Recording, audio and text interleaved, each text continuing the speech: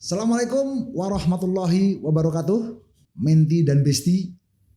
Untuk episode kali ini kita akan mengadakan bedah kasus, yaitu tentang cara mencari atau merekrut karyawan laundry.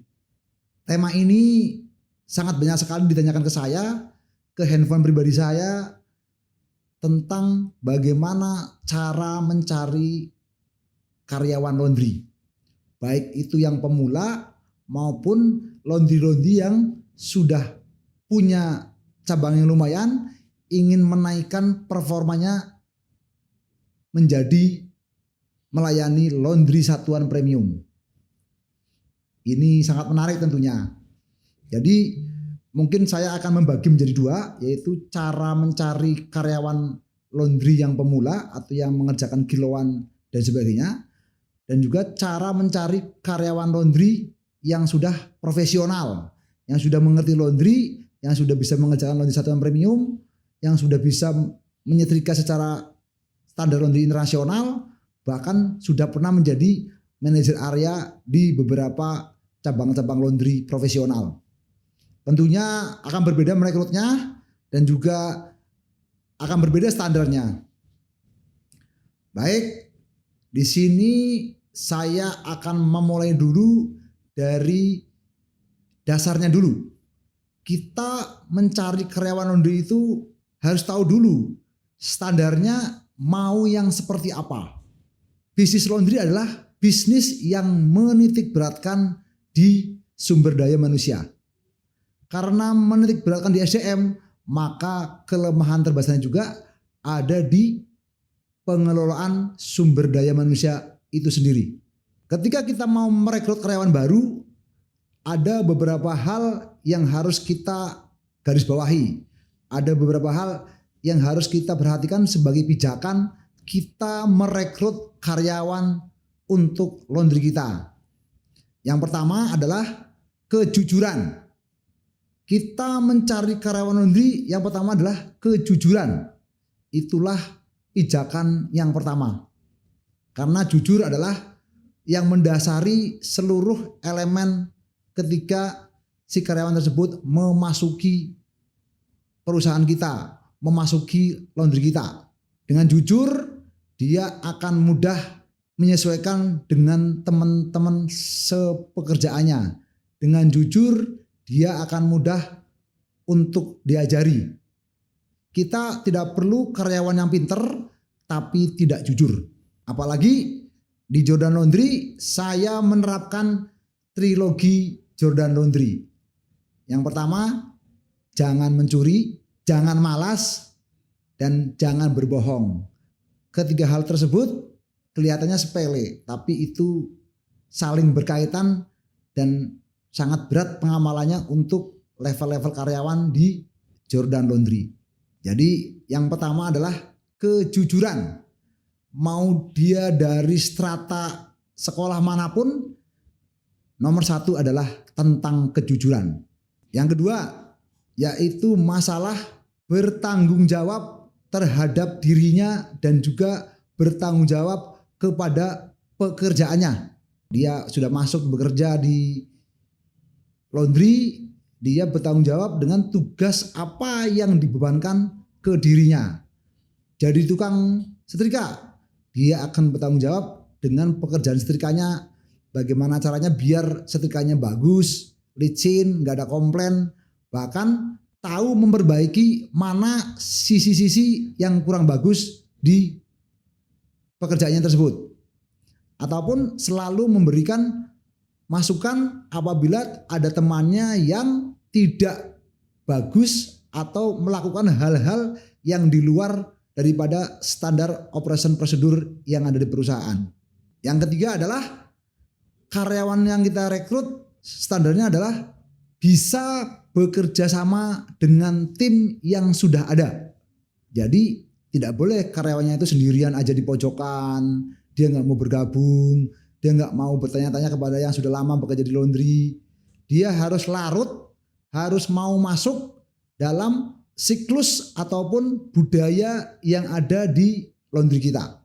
Kemudian juga yang berikutnya, karyawannya harus bisa menjaga marwah baik perusahaan dan juga menepati apa yang dijadikan sebagai standar operation prosedur.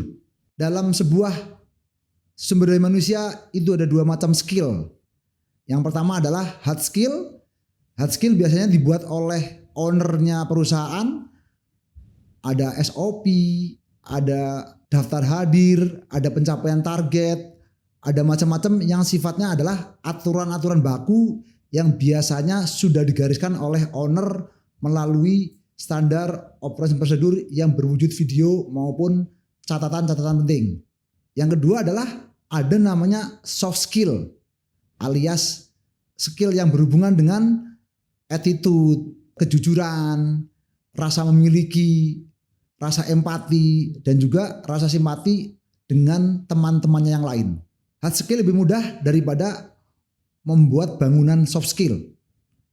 Ini kadang-kadang banyak yang tidak mampu mengelola karyawannya, akhirnya hard skillnya jalan tapi soft skillnya nggak jalan. Tentunya ini wajib diingatkan terus-menerus, wajib didengung-dengungkan oleh ownernya maupun supervisinya, sehingga karyawan tadi yang nanti masuk ke laundry menjadi betah dan juga menjadi satu dalam kekompakan sebuah tim. Itulah acuan dasar ketika kita akan mencari karyawan laundry. Dari sikap adalah jujur, kemudian bertanggung jawab penuh terhadap pekerjaannya. Yang ketiga bisa bekerjasama dengan tim. Yang keempat mampu menepati standar operasi prosedur dan menjaga marwah nama baik perusahaan. Itulah dasar-dasar yang biasanya saya lakukan di pencarian karyawan baru. Dari mana kita akan mencari sumber-sumber karyawan baru? Ini juga banyak yang tidak tahu. Saya sering lihat di postingan Facebook teman-teman saya, Instagram teman-teman saya, mereka rata-rata mencari karyawan melalui medsos. Yang ujung-ujungnya juga mereka akan curhat di medsos juga. Kok karyawan yang daftar nggak sopan-sopan ya? Kok karyawan yang daftar baru mulai kerja sudah nanyain gaji? Padahal skillnya aja kita belum tahu. Nah, itulah kelemahan mencari karyawan melalui medsos. Anda akan dianggap sebagai orang yang butuh dan akhirnya disepelekan dan cenderung menjadi murahan. Tentunya ini harus diperbaiki. Tentunya ini harus dicari jalan lain. Bagaimana agar mencari karyawan itu Anda terhormat sebagai seorang pengusaha. Saya biasanya mempunyai beberapa cara, tapi di tutorial kali ini saya berbagi dulu dua cara. Yang pertama adalah saya mencari karyawan melalui sekolah-sekolah swasta yang tidak terkenal, yang lulusan-lulusannya tidak melanjutkan kuliah, tidak bekerja di perusahaan-perusahaan formal. Mereka orang-orang yang secara nasib kurang beruntung. Itulah jatah saya. Itulah calon-calon karyawan saya. Nanti akan saya lamar, saya datang ke gurunya atau ke kepala sekolahnya untuk meminta lulusan-lulusan yang tidak diserap oleh tenaga kerja yang ada atau yang tidak melanjutkan kuliah. Biasanya di satu sekolahan saya minta 5 dikasih 10. Minta 10 dikasih 20. Tinggal sayanya yang kerepotan. Sayanya yang bingung nanti mau taruh di mana. Kemudian datang suruh bikin lamaran beserta perangkat-perangkatnya, daftar riwayat hidup, skill yang dia punya. Langsung wawancara dengan tim SDM saya. Kalau perlu juga kadang-kadang saya juga ikut menyeleksi. Dan saya nggak mau lama-lama berseleksi. Biasanya saya simple aja. Datang, saya cek ijazahnya, saya cek nilai-nilainya, kemudian saya suruh untuk menghitung 1 sampai 100. Kalau hitungannya benar dan tidak memakan waktu lama dan tidak celingak-celinguk ataupun garuk-garuk kepala untuk mikir hitungan selanjutnya, maka biasanya anak tersebut sebenarnya pinter. Cuman secara nasib dia kalah. Secara nasib dia tidak beruntung. Itulah cara yang pertama. Cara yang kedua adalah saya mencari karyawan melalui karyawan saya.